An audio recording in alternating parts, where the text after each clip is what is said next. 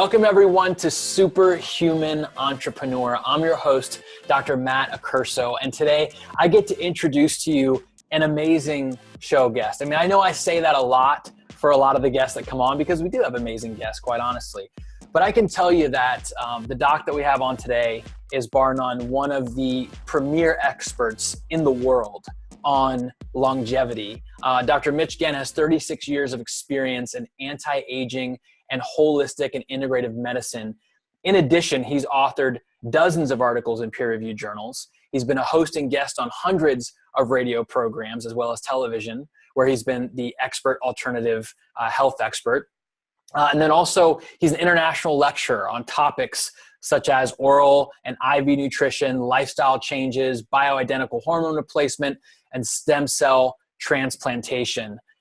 Get this, according to the president of the American Academy for Anti-Aging Medicine, the largest organization of its kind, 30,000 plus physicians in 113 countries, he says Dr. Mitch is considered one of the top 10 anti-aging physicians and consultants in the world. So we got a mover and the shaker on the show today, and it's going to be neat because he's going to be answering a lot of questions about longevity and health and nutrition. We're going to ask him about his journey, etc. So without further ado, Dr. Mitch Ghen, thank you for being on the show. It's a pleasure, Matt. I just want to make sure that you did say something different than something you say about all the other guests. I feel I'm unique. I just want to feel that uniqueness. Okay, let me say, he also could potentially kill you with his karate moves. There you go. There we go. So it's great to be here. Thank you, Matt, for having me on. You're welcome. You're welcome. I was just on your amazing radio show that just goes out to 7 countries, and you had a bunch of people calling in, and I think what impressed me the most about that whole environment is how well you relate to your audience and how you're this brilliant doctor, yet you're so good at relating to people and getting on their level and figuring out their problem and making them feel comfortable. And obviously, you've been doing it for a lot of years. So let's start from the beginning. What made you want to do what you do today? Well, I think at one point I decided, hey, I really need to do something. I really feel I can make a difference. I was the physical education director of a large Jewish Y in Philadelphia, Pennsylvania. I recall one night, it was about 11 p.m. No one was there except one secretary, and she said the perfect thing to me. She said, "Mitchell, what's the matter?" I said, "I'm just depressed. I don't like what I'm doing here. I need to do something else." She said, "If you could do anything, what would you do?" And I said, "I'd have been a doctor." She said, "So what stops you from doing that?" And I said, "Well, I'd have to go back to school for 2 more years. I was a college graduate, but I didn't have great grades, and I would have to get amazing grades, and I have to do all the sciences." So she stopped for a second, and she said the perfect words, and I bless her every day in my prayers thinking about it. I don't even know if this woman's still alive. I have no idea, but I think what she said was great for everyone. And I said this actually to somebody yesterday who was thinking about going into the medical profession. And she said, "Mitchell, do you ever want to look back when you're 60 and say you're sorry?" And I thought about that for a minute. And I said, oh my gosh. The next day I enrolled into St. Joe's science program, which I did extremely well. And of course I got into medical school. So that was the beginning of where my journey in Trek took me. So that's what I started. Wow. And the rest is history. And so now you're running a clinic in Boca Raton, and you're traveling and speaking to doctors all over the world. You have a private mentorship for your IV specialty program.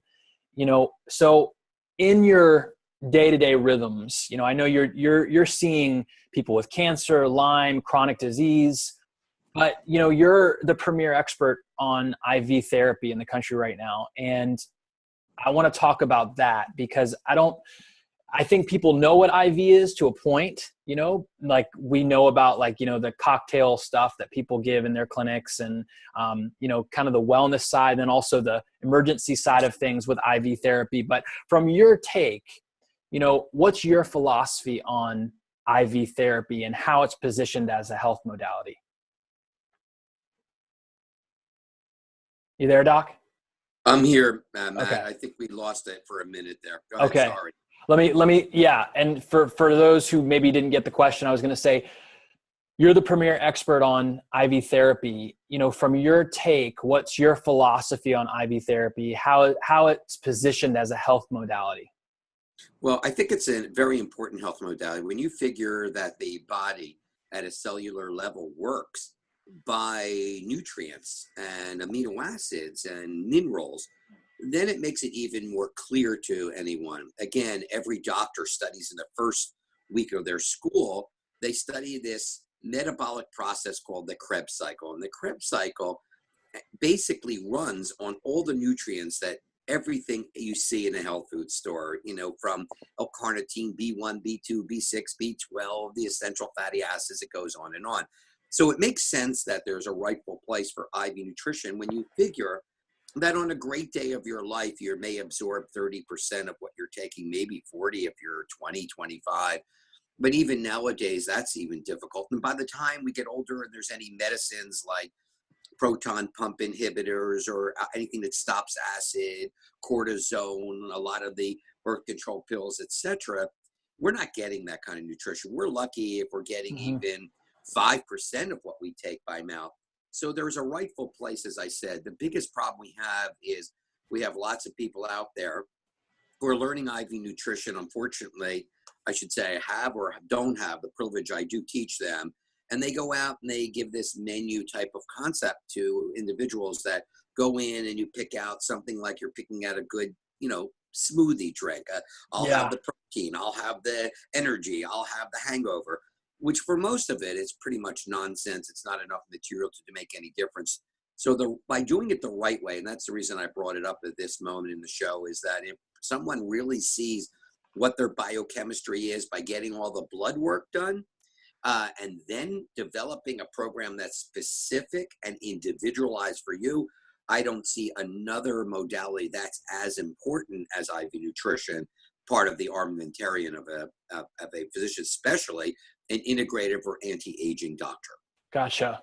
And from your approach, your experience, do you feel like intravenous glutathione therapy has a lot of benefits? Do you feel like you could take it or leave it? What's your take on that?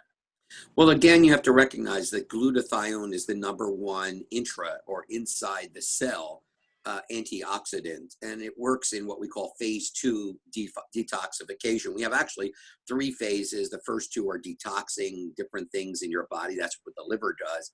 And the third, of course, is packaging it for its removal, either through the kidney or the bowel. So glutathione holds a very important, prominent place. And unfortunately, as we get older, our stores of glutathione go down. So often, to replete that, IV is the proper way of doing it. There are a few products, Matt, by mouth that have some proclivity to increase it. Unfortunately, not as good. Nothing as good as the IV. So it is part of a great anti-aging lifestyle wellness program to utilize a glutathione along with the other nutrients that we were mentioning earlier. Right. Do you recommend that somebody be on, oral glutathione, or would you recommend that they do IV if they want to get the glutathione into their bodies? Well, I think they can definitely support it with the oral. There are precursors that are often sold like N-acetylcysteine. Unfortunately, there are many conditions it doesn't convert well, but I think there are bound to phosphatidylcholine. It's a way of binding the glutathione. They're in sprays. There are a couple companies that make actually a nano particularized, which is a very small particle size of spray that you can put on your skin that rubs through. Look, it's better than nothing. Do I think it's the perfect way? No. But I think if you are unable to get IVs or you want to try to maintain your level, then that would be an additional route that would make sense. Okay. But you could actually check a lot of these oxidation levels and then determine whether or not your body requires it. If you're not sure, someone's listening, they may not sure. Do I need it? Well, go get the blood test and talk to your integrative doctor, and then you'll have a better idea, I think. Gotcha. And when someone comes to you with, chronic disease, when they come to you with an issue of some type, I know you see people with Lyme, is your protocol start with lab work and then you base your program off of the lab work? Always, Matt. I think we have to recognize that perhaps we look alike, but we all know that we're distinctively different. And so when you think there's 100 to, 200 trillion cells performing 868 trillion chemical reactions per second, it would be naive of any physician to believe that this drug is for everybody or there's Right. nutrients for everybody. And the only way to really do the best that we can do is to do within our reach a very good composite evaluation of our blood work, which gives us pretty much, as we can do today, our biochemistry indentation or our print. So we know, what you need as opposed to the Matt that lives down the block or even a identical brother. We would still have these differences that are just specific to the individual, to you. And then we would deal with that at that time. That would make sense. Yeah, of course. And is there blood work, or is there lab work that you would tell someone, hey, this is the top 2 tests that you absolutely need to stay healthy and really get a handle on your health? Unfortunately, I usually do about 116 tests. So Your top 116. That was a curveball. Yeah.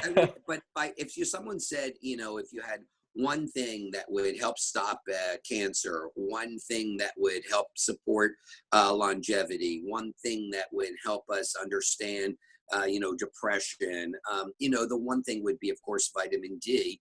And then I would say, if there was only one test, if you pressed me, I would say, okay, let's get a vitamin D level.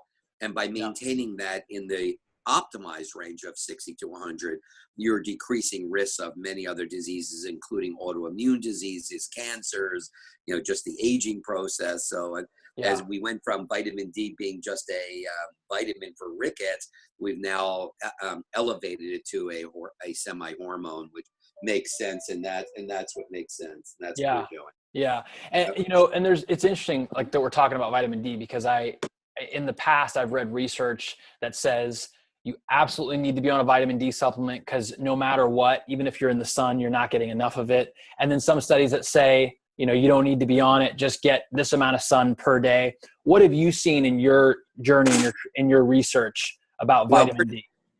Pretty much, you have to expose 3/4 of the body at the time the UV light is the greatest, somewhere around 12 to 2 o'clock in the afternoon. And then you really can't shower for 12 hours. And some studies have even said as long as 4 days.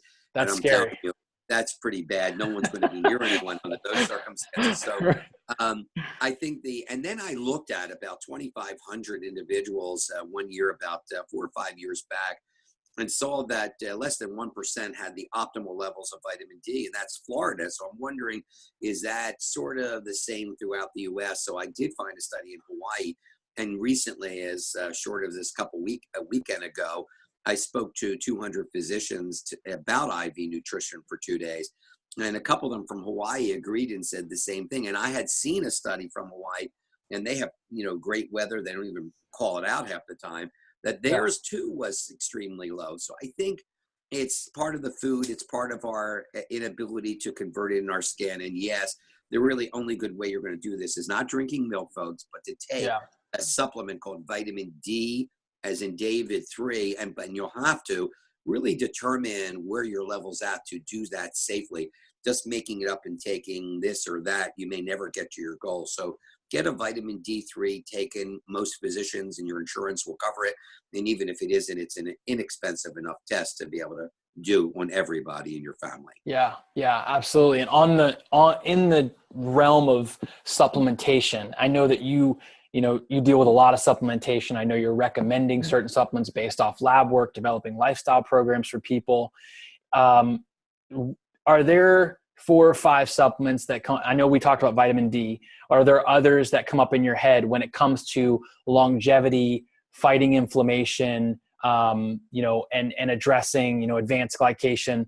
Are there things that come up in your head? You're like, yes, people definitely need to be on these 4 or 5 supplements or more. Well, I think, Matt, at least there are probably 5 or 6 that would be part of the legs of a table. And the 5 or 6 should be, no question, the vitamin D, you mentioned it. There should be a multiple vitamin. A CoQ10, which is known as ubiquinol, ubiquinone, and the word means being everywhere, is in our cells. And as we get older, we don't produce it as much. So that makes sense to be taking a probiotic, because we're quite aware that we're 10 times more alien cells than human, and we have these different areas, what we call microbiome. The gut has its own billions and trillions of different bacteria, and the lung does, the vaginal region, the mouth, the skin. So we want to replace that. So taking a probiotic makes sense. I like that everyone takes some sort of essential fatty acid, of course. And lastly, I think that if you're over 35, 40 years old, it would make sense to take curcumin, because curcumin is probably the best anti-inflammatory. You mentioned it about inflammation, and who doesn't have that? And that's pretty much the nidus for, having cancer or heart disease. And by keeping inflammation down, you're slowing down, if not preventing, many of these chronic illnesses. So a good curcumin twice a day. So that would make 6 things as part of the table. And then everything else should be built around your individual biochemical tracing that you would determine by doing the blood work. Yeah. Yeah. One of my big ones right now, I literally have it right here, is spirulina. Oh, you like I love spirulina. I love it. I'm obsessed with it. But and chlorella, my body responds really well to it, especially when I'm dabbling in and out of intermittent fasting. It keeps me full. It's a perfect protein. It's a great detoxifier. I just really like it a lot. I like spirulina, but Matt, because we can see each other, I don't think your listeners can. I'm worried that you actually have it right there on your desk, like a that your wife that you talk so highly about. Does she know that you were dating spirulina too? Well, now she does. Now that you said something, I was hoping that you. It's embarrassing. Come on.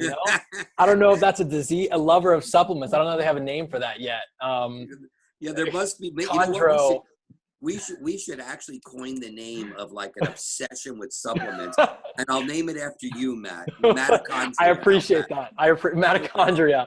That sounds great. Thank you. I'm honored. That's going to be my life's work. Right, there you go.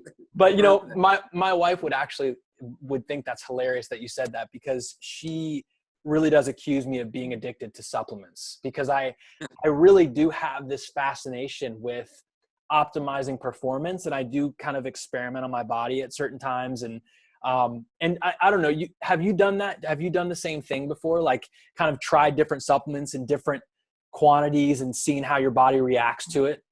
Yes, of course. And then I'll relate it back to the biochemistry and see if it makes a good difference. Because again, every time we do something, we don't really know how it's going to go.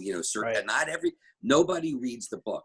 Nobody's body reads the book of nutrition, nor does it read the book of disease. So you have to adapt and think out of the box and, change as you see that patient evolving in their care. So certainly, yes. It's kind of fun to do that sometimes, isn't it? It is. So it really is. It's kind of it's an addiction of sorts, like we're talking about. But yeah, it's cool. Mentioning outside of the box. You obviously are an outside of the box thinker, Doc. You're doing things that mainstream doctors aren't doing, and honestly, you're doing things that potentially some people would have problems with, like, oh, you should be practicing that way, or this is how you've been trained, or whatsoever. But literally, you've pioneered your own way of doing things, and now you're teaching it, and you're really you're developing a revolution within America and the world, because this idea of getting to the cause is not, or hasn't been, very popular. And you've been practicing for a long time, and now you've seen history change and things change as far as what it looks like to care for the body and truly get to the root cause. But talking about your approach to medicine, what makes your approach to medicine unusual or against the grain? Well, if we look at Western medicine, pretty much it's based upon the theory of if-then. If you get something, then we'll give you something for it. If you get high blood pressure, we'll do something about it. I have a very different approach, and mine's really the approach that if you have a leak in your roof, you're not going to then put a bucket underneath and catch the water. You're going to look for the cause, and you're going to fix the roof leak, basically. So mine is always to ask the 3 letters WHY. Why is this occurring? And I look back at the individual and I say, look, you're 40 years old, you have high blood pressure, and during the conventional concept, we're just going to put you on some medication and keep it where we want to keep it, thinking that's doing everything. I say, no, what went wrong? Why do you have this specific issue? So what I'll do then is go back and say, 20 years ago, 10 years ago, did you have high blood pressure? No, I didn't. Well, then something went wrong. Is it the one cell part of the lining that's no longer good? Is it an accumulation of many things that there's a toxicity with a toxic metal? Is it because there's inflammation in areas there shouldn't be? In other words, find, if you can, the root cause and treat the underlying disorder, and go back, if you can, to what that individual was. Me, I always try to approximate that individual's chemistry, biochemistry, and of course, we're going to get the blood work we've been talking about, to that which would have been or was when they were in the best stages of their life, and the healthiest are somewhere between 18 and 25 for a male, and up to about 32 for a female. Now, we can't always get there, Matt, but if we can approximate it, then that person's going to not only do very well from a symptom perspective, but we're also taking care of the underlying causal relationships that are there. That makes a whole difference. And it actually, in many cases, either takes people off medicine, prevents them from using a lot more medicine, or keeps them from ever needing medication. And again, the easiest concept is, which I talk a lot about to the doctors and also on the radio show, no one goes from day one to day two and they have a heart attack. No one goes from day one to day two and they have cancer. No disease does that, with rare exception of, if you get hit by a car or something of that nature.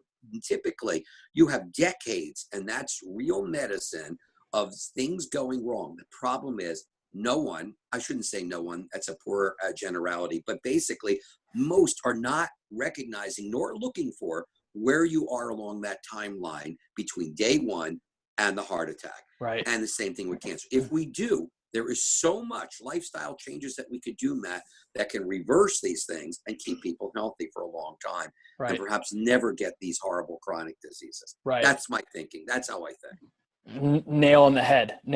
I mean, that's just, and that's how I was raised. And I just think it's so cool that you've been practicing so long. I mean, 30 years ago, really 20 years ago, it's like, you look at how far we've come when it comes to having our eyes open to how the body heals, how it functions. But I mean, we both know, it's like, we know that much. I mean, the tip of our pinky of how the body works, and how, and the brilliance that it's been made in the likeness and the image of. And so I think it's really neat how long you've been practicing and doing these things when it wasn't popular, and now I think, with social media and, and Instagram and Facebook and all these things, the sharing of ideas, and doctors like you being able to get their message out in a more profound way in your radio show, for example, people are learning, people are growing, people are asking the right questions. A mentor of mine always says, we have to ask the right questions.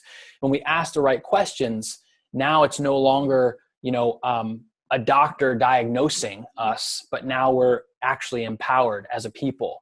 And that's one of the really neat things about your practice as well, Doc, is that you're empowering people to live outrageously healthy and to question their health and say, why do these things happen and how do I get to the cause? I think it's really, really cool. Along the lines of, performance and having optimized health, you obviously are not only practicing that in your practice, but you're practicing it in your own life. Give us a glimpse as to what your morning routine looks like. I'm always interested in morning routines. What does it look like when you wake up to when you head out the door? What are the strategies and techniques that you use to stay healthy? I'll pretty much give you the overview of my day, okay, because I think that pretty much is the same most of the time, somewhat routine-ish. Of course, anytime it can change being a doctor, but for the most part, I wake up in the morning, and the first thing I'll do, of course, is I'll shower and then take a real cold shower, and then go hot, and then cold, and end with a cold. I think that starts your day. Then I feed my cat and my dog, and that's a smile on my face, just feed the animals. And then I have to have my cup of coffee. My cup of coffee comes with an iPad in my lap, sitting out over the ocean. I review probably 75 different articles in the morning, and then get dressed. Off I go to work and see patients, of course, and then eventually I finish whatever time I can, and then I go and I work out in the afternoon. And my workouts are typically, I like lifting weights. I'm not a long distance runner. I like to lift weights a bit, and then I like to take a whirlpool, shower again, and then come home, eat some dinner, and relax. And perhaps I'll read again. And in between that, Matt, I literally wake up with my first thing in the morning. First words out of my mouth is always some gratitude or prayer. And then I do take at least 40 minutes every morning to meditate prior to my going out the door, and I'll do it again before I go to bed. And I'll do, prayers and meditate and help myself become not just a person who's just out in the world, but realizing that I'm part and parcel to the whole. I'm a small piece, and hopefully doing my job to make this world a better place. And that's what I do. Yeah, that's awesome. That's awesome. And I love how simple you are and methodical with it. Especially nowadays. Wait, Matt, did you just call me simple? I called you exactly. I'm paying you back. Good. I'm paying you back for making up a name about me for supplement. Okay, well, that's your payback. I got it. But I love it because I think a lot of times we get real, complicated and like diverse, like what supplement we're taking here and there. And I know you do. I know you take a significant amount of supplements. And if we had time, maybe on another show, we'll talk about all the different supplements that you take and why. But I love the simplicity of that, because I think it's, number one, very important to wake up with a mind of gratefulness. Healing starts in the mind first. We got to have our mind right. And when we know our purpose on the earth, and when we're waking up with that purpose and then being thankful for it, it's just a game changer. So I think that's awesome. Moving into what I call a rapid fire round, Doc, I want to ask you a couple questions, and these are just going to be rapid fire answers, and we're going to hit on a few things. Are you ready? Okay, I'm ready. Go. All right. So if you had one billboard that the entire world could see, what would it say? Be happy. Enjoy life. Love it. Be happy, enjoy life. Love it. What creates the most peace in your life?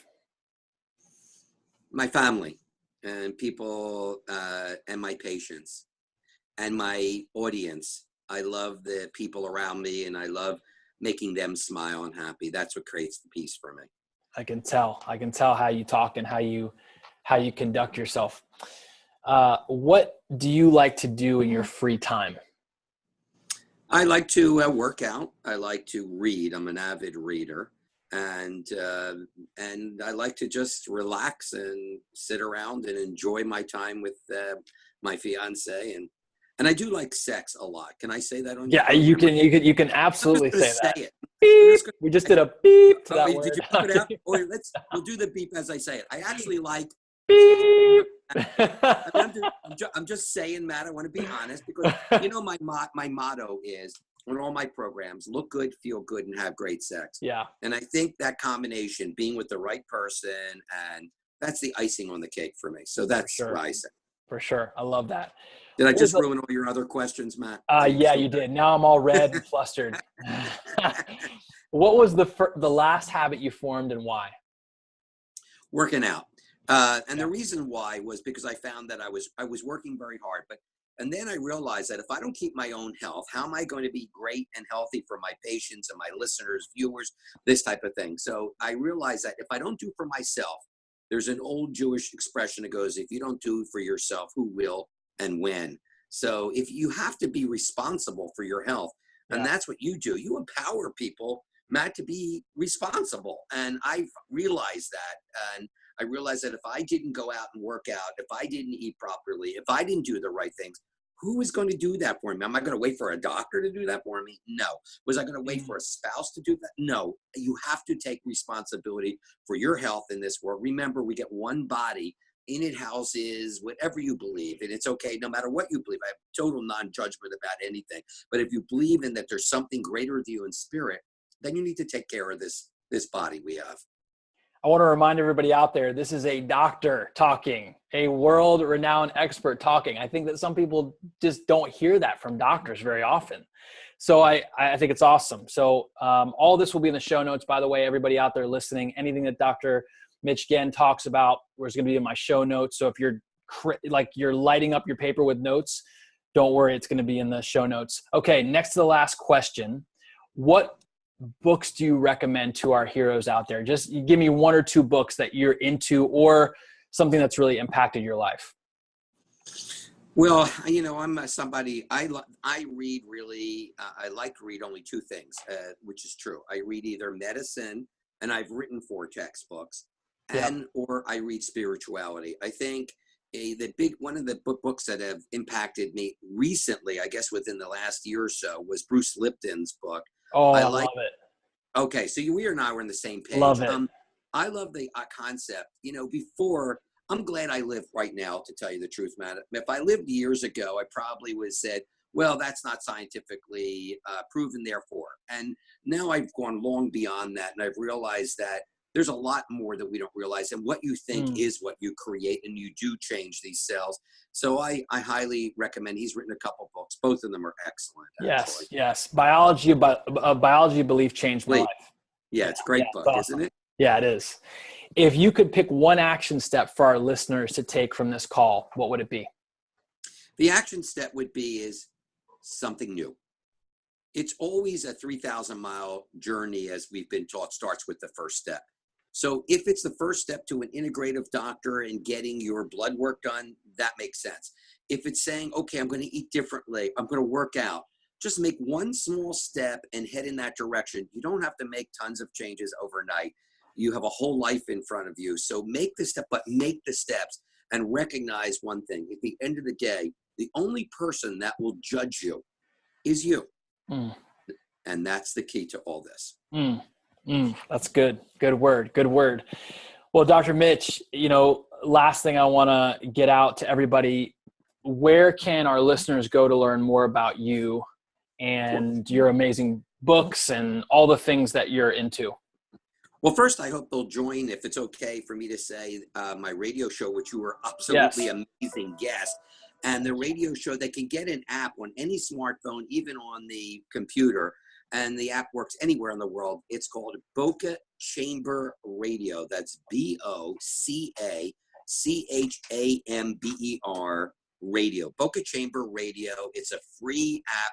And I am on every Monday through Friday from 12 noon to 1 o'clock. And that's Eastern time. I hope you'll join us and call in. It's all free show, fun. Look good, feel good, have great sex. That's what we talk about. Yeah, and it is an awesome show, by the way. I mean, the energy on the show, the people calling in, it's just, you can tell people are pumped up to connect with Dr. Mitch. It's just a really, really neat environment. So I encourage everybody out there, get on the show. You're going to learn a ton. If you want to learn about high performance, you want to learn how to take your body to the next level, if you want to learn about addressing disease and dysfunction. I mean, he even talks about mindset on the show. He talks about love on the show, gratefulness.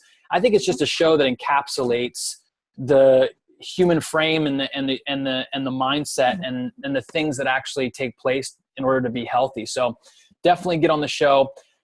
Dr. Mitch Ghen, ladies and gentlemen. Doc, thank you so much once again for getting on the show, taking time out of your day to do this. Matt, it's such a privilege to talk to your listening audience, and I wish all of them a great and healthy day. God bless. Thank you, Doc. And thank you, all of you out there, for getting on with myself and Dr. Mitch Ghen. It has been a pleasure. As always, go out into the world, live your purpose, be grateful. Know that you are superhuman.